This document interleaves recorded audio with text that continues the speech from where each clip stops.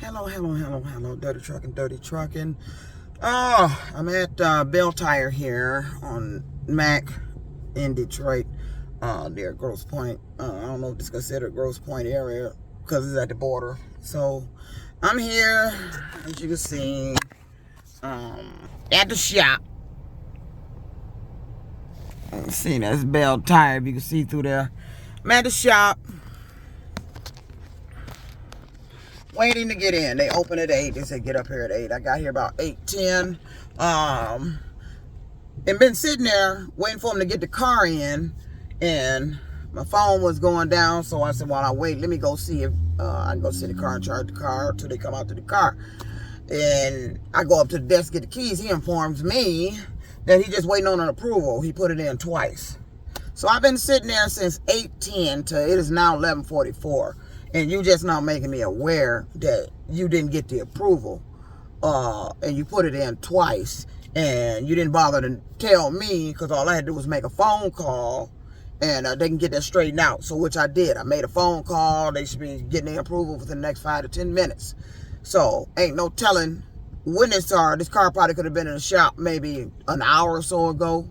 So that's what happens when you don't inform people of issues you having. And you got people sitting around here waiting. So if I hadn't got up to go charge his phone, I'd still been sitting here thinking that everything was okay. He got his approval. That's why he should have came over there. We're just waiting on the approval. You should have mentioned that when you got denied the first time. And when you did it the second time, it got denied. Definitely by it. And you should have been and mentioned that to me. I've been here since 8:10. And all of this because of a rider told Uber that the car was in an accident. When I told Uber the car had cut off because the auto start was on. So we up here got to get an inspection, well, which they need to anyway.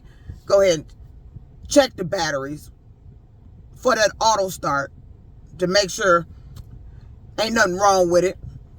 Because when the car cut off, you couldn't turn it back over. There was just no juice. And you had to let it sit like 2 to 3 minutes. Then it'll just start back up after the battery saver kicks in. So they might need to check that. And they may find an issue. They may not. But either way to go, if they don't find an issue, this was a waste of my time. And this is the part on Uber that I don't like. They allow riders to call in and complain. I don't even know why that rider complained. I understand her complaining, but I don't know why she complained. She saw the car cut off. There was a gentleman behind me in the car who had the necessary equipment to check the battery, but he couldn't find a negative post.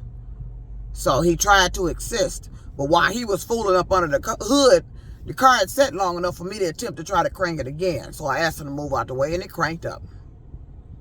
But see, on Uber's end, I don't know if Uber's lying or they made this up to take the blame off of the phone operator, who I reported the matter to.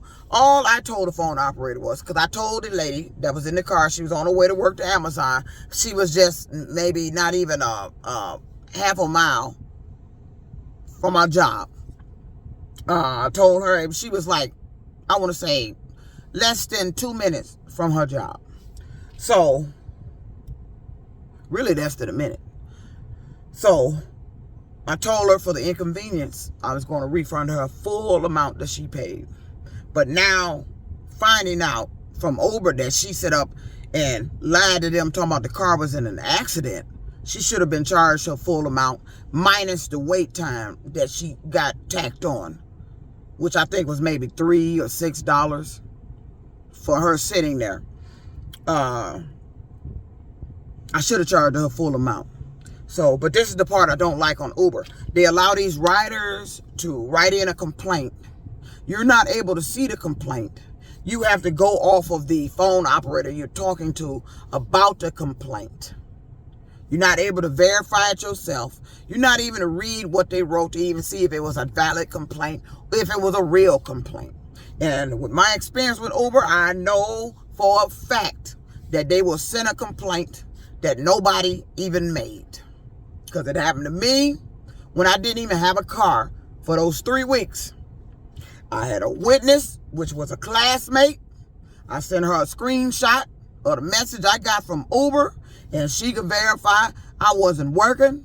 I didn't even have a fucking car for 3 weeks, but I ended up getting a message talking about a writer said I made them feel uncomfortable. It was unbelievable. She said, get out of here. You got to be kidding. Kid you not. Screenshotted it. She saw the date. So, that policy needs to change. Uber should not be disciplining drivers, pulling their car off the accounts, locking them out their accounts over something we cannot physically see or read that the writer said themselves to verify what they said. They call themselves protecting the rider.